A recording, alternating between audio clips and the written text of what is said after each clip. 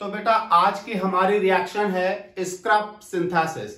Scrub synthesis से हम लोग क्विनोलिन का फॉर्मेशन करते हैं और क्विनोलिन बनाने का ये एक बहुत इंपॉर्टेंट और सबसे अच्छा तरीका है। क्या होता है स्क्रब सिंथेसिस में? बेटा स्क्रब सिंथेसिस में एक मॉलिक्यूल एनिलीन का लिया जाता है और उस एनिलीन की रिएक्शन करा दी जाती है ग्लिसरॉल से। इसकी रिएक्शन करा दी जाती है ग्लिसरॉल से। जब एनिलीन की रिएक्शन ग्लिसरॉल से कराते हैं तो सबसे पहले 1,2-डाइहाइड्रोक्विनोलिन प्राप्त होती है। फिर वो 1,2-डाइहाइड्रोक्विनोलिन ऑक्सीडाइज करती है नाइट्रोबेंजीन के साथ। तो यहीं पर लिया जाता है नाइट्रोबेंजीन भी इसी में। नाइट्रोबेंजीन के साथ ऑक्सीडाइज होती है और फिर फाइनली कन्वर्ट हो जाती है क्विनोलिन में। ये रिएक्शन होती है in the presence of concentrate H2SO4 and FeSO4। ये आपके पास प्राप्त हो जाएगा आपको क्विनोलिन। बड़े इंपॉर्टेंट रिएक्शन है और मैकेनिज्म मल्टी स्टेप है, तो जरा ध्यान से मैकेनिज्म देखेंगे। और यहां एक बात का आपको और ध्यान देना है कि ये भाई साहब यानी एनिलीन और ये मिलकर बन जाते हैं क्विनोलिन, लेकिन पहले रिड्यूस्ड क्विनोलिन प्राप्त होती है 1,2-डाइहाइड्रोक्विनोलिन। उस 1,2-डाइहाइड्रोक्विनोलिन को क्विनोलिन बनाता है ये नाइट्रोबेंजीन। तो नाइट्रोबेंजीन जब 1,2-डाइहाइड्रोक्विनोलिन को ऑक्सीडाइज करता है तो बदले में नाइट्रोबेंजीन खुद का रिडक्शन कर लेता है।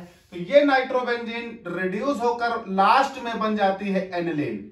दोनों तरफ से एनिलीन कैंसिल मत कर देगा। पहले ये दोनों रिएक्शन करके 1,2-डाइहाइड्रोक्विनोलिन बनेंगे, फिर वो 1,2-डाइहाइड्रोक्विनोलिन इनसे रिएक्शन करके क्विनोलिन बनेगा और ये उस वक्त बन जाएंगे एनिलीन। और इस पूरी घटनाक्रम में 5 वाटर के मॉलिक्यूल निकल जाएंगे। ये रिएक्शन कहलाती है स्क्रब सिंथेसिस। कैसे हुई जरा मैकेनिज्म देखते हैं। ये आपकी मैकेनिज्म देखिए।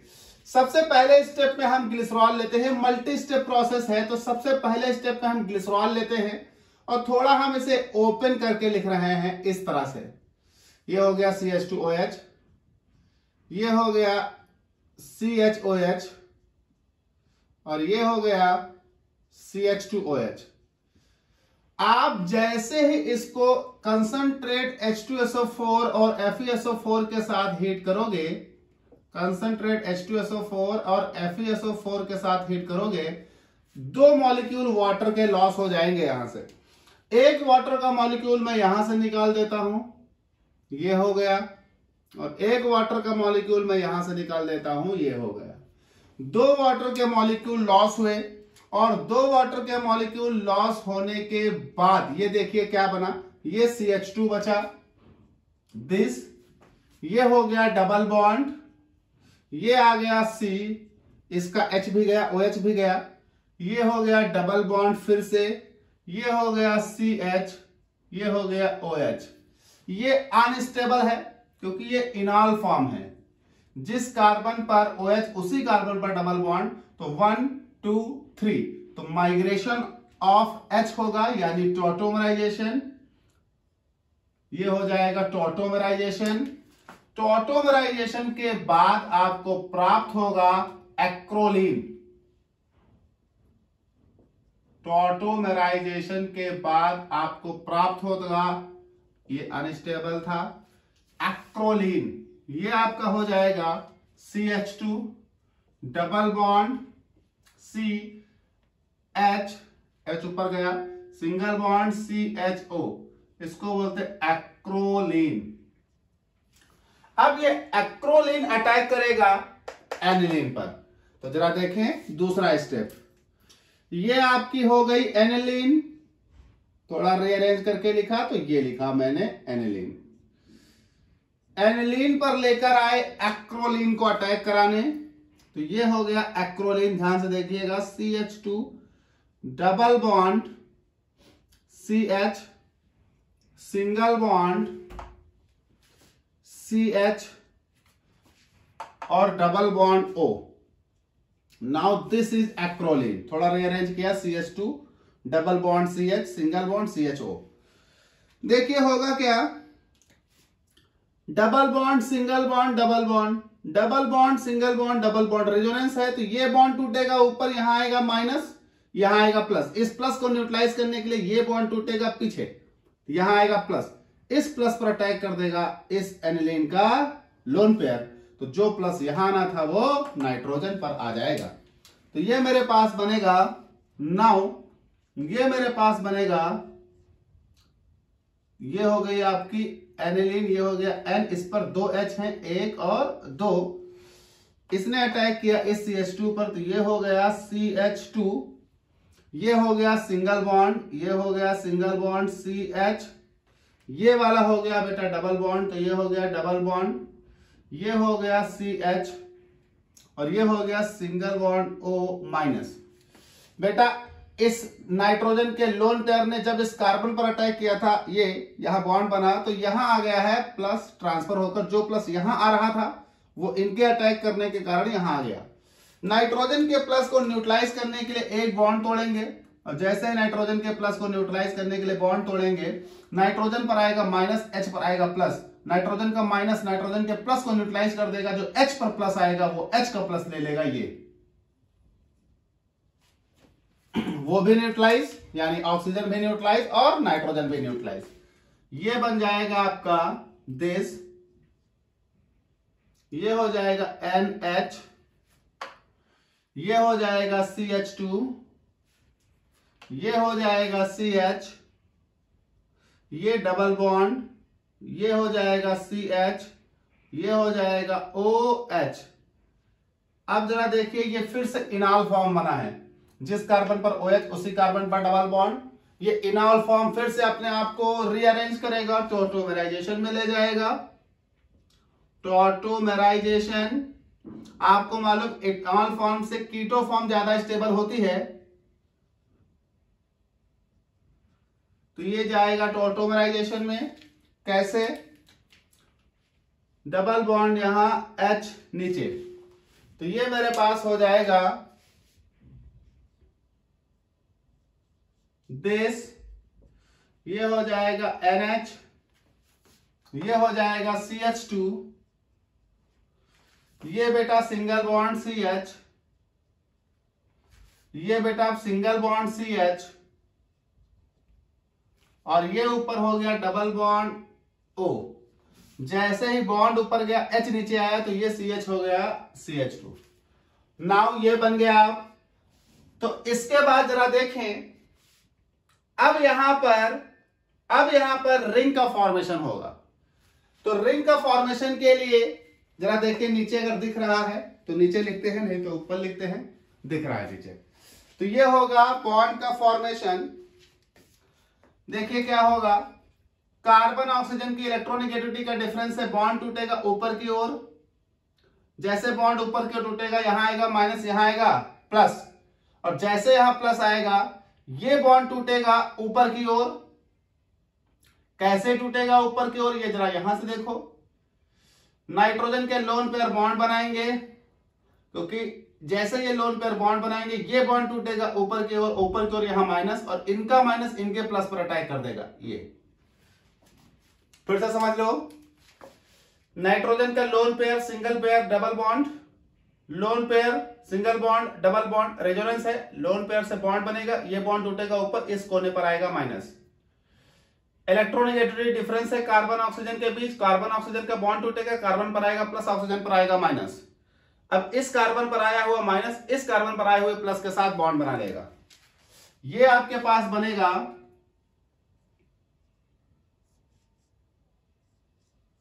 ये, इनके बीच बॉन्ड बन गया, तो ये बॉन्ड बन गया CH, ये आपका बॉन्ड है CH2, ये बॉन्ड है CH2, ये डबल बॉन्ड हो गया इस वक्त, ये हो गया N, ये हो गया H।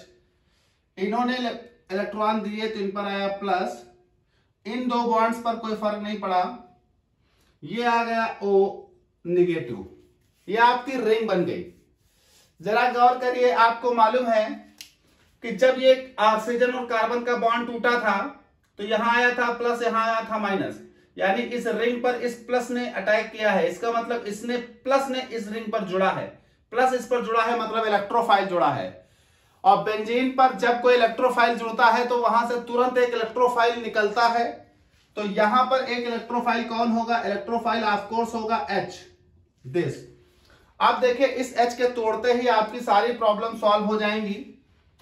जैसे इसमें देखिए नाइट्रोजन पर प्लस चार्ज है, नाइट्रोजन के प्लस चार्ज को न्यूट्रलाइज करने के लिए ये बॉन्ड यहां तोड़ोगे, यहां आएगा माइनस, इसे न्यूट्रलाइज कर देगा, इस कार्बन पर आएगा प्लस, इस प्लस को न्यूट्रलाइज करने के लिए तुरंत ये इलेक्ट्रोफाइल यहां से लॉस हो जाएगा, ये बॉन्ड यहां टूटेगा, यहां आएगा डबल बॉन्ड, H पर आएगा प्लस और इस H के प्लस को ले लेगा ये O निगेटिव। यहां ध्यान रखना अंदर लिखा है इसलिए एरो नहीं लिखूंगा, इस O निगेटिव के द्वारा ये H प्लस ले लिया जाएगा और आपका बन जाएगा ये हो गई रिंग, ये हो गई दूसरी रिंग,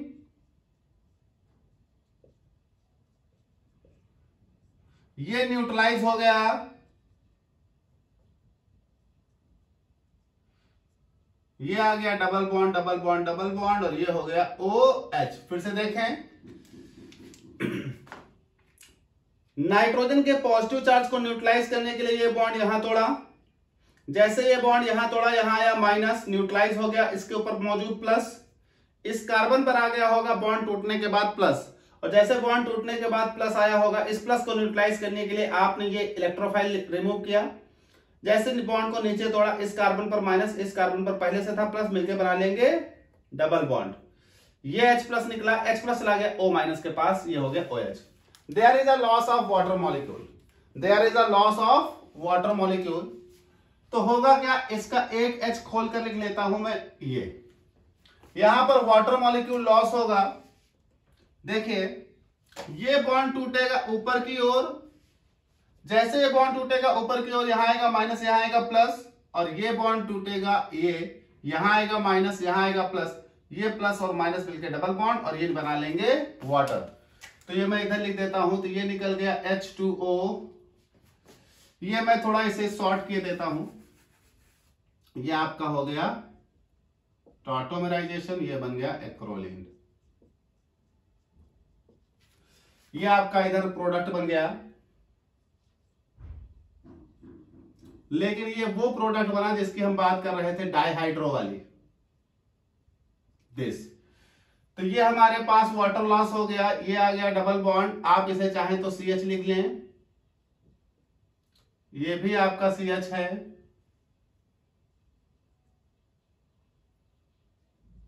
ये डबल बॉन्ड हो गया, ये आपका अभी भी CH2 है, ये आपका N और H।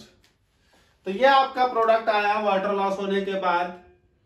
अब यहां जरा गौर करिए, इसमें तीनों बॉन्ड हैं, इसमें एक यहां होना चाहिए, एक यहां तो है, यहां नहीं है, तो ये आपका अभी तक बन गया 1,2 डाइहाइड्रो कोइनलीन। अब इस 1,2 डाइहाइड्रो कोइनलीन की रिएक्शन कराएंगे इस नाइट्रोबेंजीन से और आपको प्राप्त हो जाएगा कोइनलीन। तो ये तीसरा स्टेप ऑक्सीडेशन का है, जरा देखें, ये 1,2 डाइहाइड्रो कोइनलीन जो बनी है, दिस,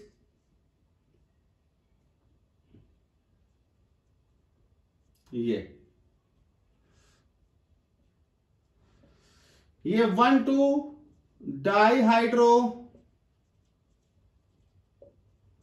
कोइनलीन जो बनी है, इसकी रिएक्शन कराएंगे नाइट्रोबेंजीन से, C6H5NO2। देखिए क्या होगा, C6H5NO2, इसके पास 2 ऑक्सीजन है बेटा, एक ऑक्सीजन को 2 हाइड्रोजन चाहिए, तो 2 ऑक्सीजन को 4 हाइड्रोजन चाहिए।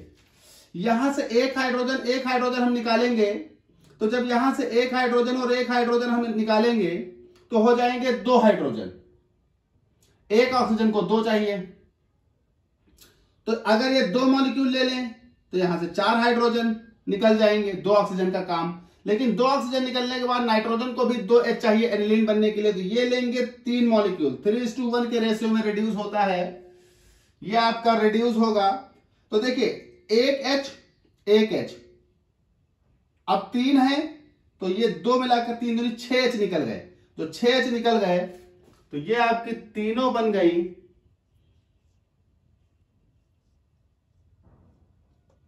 क्विनोलिन। फिर से समझ लें, एक मॉलिक्यूल से एक H निकालेंगे, यहां से एक H यहां से निकालेंगे, डबल बॉन्ड आ जाएगा। अब 3 मॉलिक्यूल लिया तो 3 दूनी 6 H निकल गए। अब उन 6 H का क्या होगा, यहां से इसे रिड्यूस करके बना देंगे एनिलीन, 2 H यहां इस्तेमाल हुए और जो 4 H बचे वो इन 2 ऑक्सीजन के साथ वाटर निकल जाएंगे, 2 H यहां इस्तेमाल हुए, ये हुआ क्विनोलिन। तो दिस इज स्क्रब सिंथेसिस, बहुत इंपॉर्टेंट रिएक्शन है और मैकेनिज्म 3 स्टेप में मैंने लिखी है। जो तीसरा स्टेप है वो ऑक्सीडेशन का है, दैट इज वाई वो सिंगल स्टेप में लिखा है।